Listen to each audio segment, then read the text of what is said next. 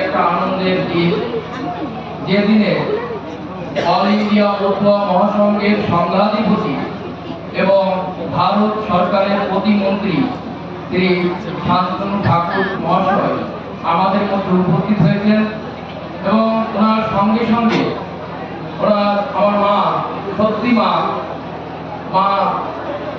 সোমা ঠাকুর তিনিও আমাদের মধ্যে এসেছেন এবং আমার দুজন ভাই রাজর্ষি ঠাকুর এবং দেবশ্রী ঠাকুর তারাও আছেন। আমরা মতুয়া ভক্তদের পক্ষ থেকে সাধু গোসাই পাগল দলপতি যারা এই আন্দামানবাসী সকল ভক্তদের পক্ষ থেকে আমরা ঠাকুরকে এবং সেই ধামের সকল ভক্তদেরকে আমরা আমাদের পক্ষ থেকে মতুয়া ভক্তদের পক্ষ থেকে সম্মান এবং শ্রদ্ধা জানাই। কাজেই আমার নিজের ব্যক্তিগত ভ্রমণের কথা আপনাদের সম্মুখে কিছু একটু ব্যক্ত করব। যেহেতু আন্দামান ব্যাপী আমরা 6 থেকে 7 জন মিলিতভাবে আজ 6 থেকে 7 মাস ধরে এই হরিনাম বিতরণ এবং প্রচার চলছে বা চালাচ্ছে। একা দ্বারা কিছু সম্ভব নয়। সকল ভক্তদের যদি কৃপা না হতো তাহলে এইভাবে হরিনাম শান্তিনগরের মতো জায়গায় আমরা গিয়েছি, কালীপুর, শিবপুর, দুর্গাপুর বিভিন্ন স্থানে আমরা প্রদক্ষিণ করেছি এবং আন্দামান ব্যাপী আমাদের প্রদক্ষিণ চলছে। এই প্রদক্ষিণ চলাকালীন আমি যা উপলব্ধি করেছি, শুধু আমি নয়, আমরা যা উপলব্ধি করেছি, যেহেতু অশ্বিনী গোসাই বলেছিলেন আমিত্ব, এই আমিত্ব ত্যাগ করতে হবে। আমিত্ব ভাব যদি অন্তরের মধ্যে থাকে তাহলে সে কোনোদিন ভক্ত হতে পারবে না। কাজেই আমি থেকে আমাদের করতে হবে। কাজে আমরা যে প্রদক্ষিণটা করেছিলাম সেই প্রদক্ষিণ থেকে আমরা উপলব্ধি করেছি যে দল মত নির্বিশেষে মতুয়াদের ঐক্যবদ্ধ হতে হবে।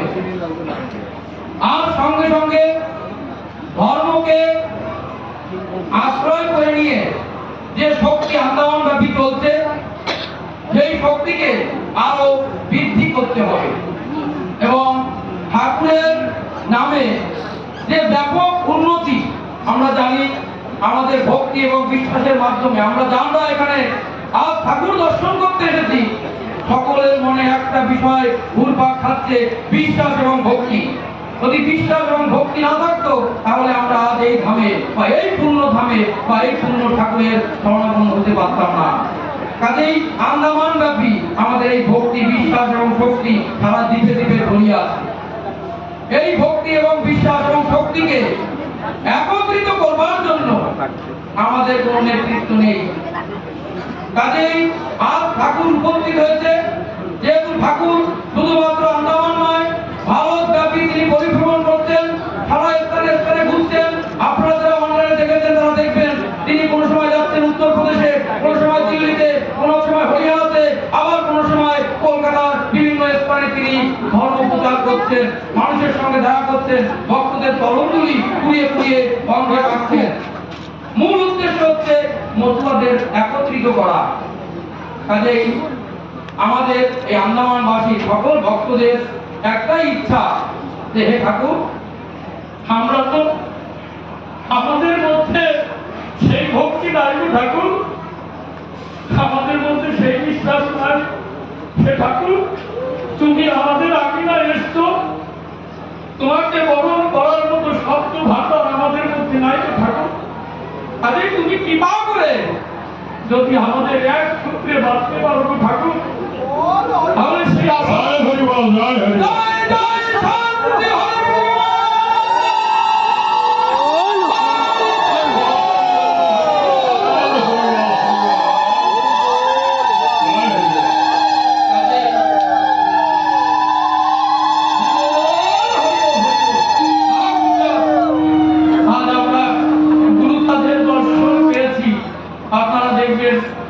মাতা এবং পিতা মুখচ্ছবি দর্শন করলে মনে হয় যেন আমাদের ত্রিকালদর্শী গুরুখাত বসে আছে।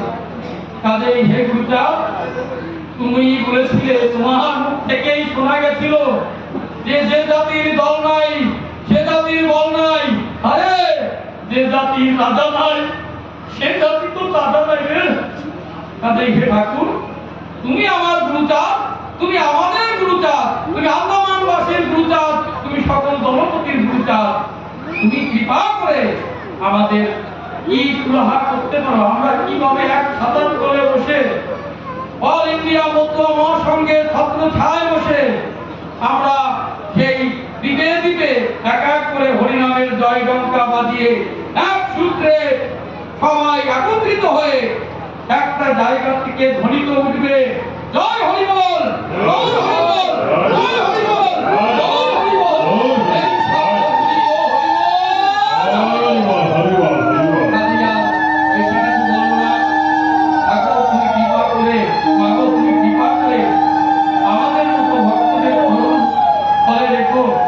আমরা শব্দ জানি না, জ্ঞান জানি না, আমাদের ভাষা নেই, জ্ঞান নেই, আমরা বিচ্ছিন্ন দ্বীপের মধ্যে বসতকে স্থাপন করেছি গো ঠাকুর। তুমি আমাদের কৃপা করে আমাদের তোমার চরণ ধরে ঠাই দিও।